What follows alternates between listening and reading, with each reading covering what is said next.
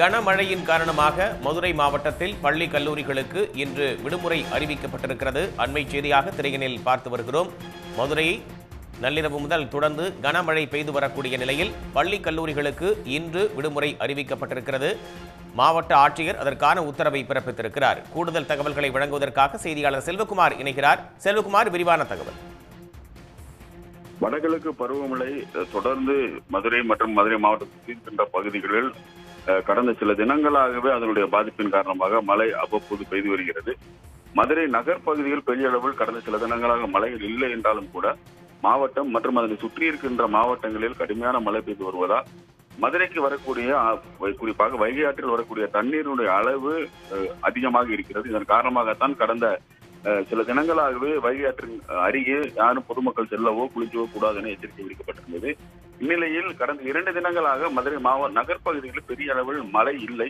இருந்தாலும் இன்று காலை அதிகாலை ஒரு 3 மணியிலிருந்து மதுரை நகர்ப்பகுதிகளில் குறிப்பாக மதுரை சுற்றி இருக்கின்ற பகுதிகள் மட்டுமல்லாமல் மதுரை நகர்ப்பகுதியிலும் கூட கடுமையான கனமழை பெய்ய துவங்கியது. இதன் காரணமாக இன்று பள்ளி மற்றும் கல்லூரிகளுக்கு மதுரை மாவட்ட ஆட்சியர் விடுமுறை அறிவித்திருக்கிறார்.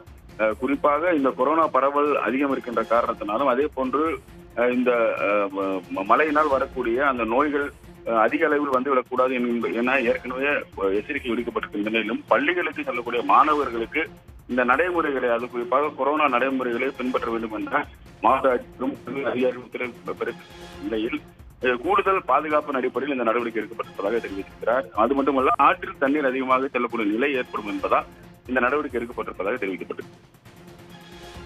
கனமழையின் காரணமாக மதுரை மாவட்டத்தில் பள்ளி கல்லூரிகளுக்கு விடுமுறை அறிவித்து மாவட்ட ஆட்சியர் உத்தரவை பிறப்பித்திருக்கிறார். விவரங்களுக்கு நன்றி செல்வகுமார். உடனுக்குடன் செய்திகளை தெரிந்து கொள்ள சன் நியூஸ் பெல் ஐகானை கிளிக் பண்ணுங்க.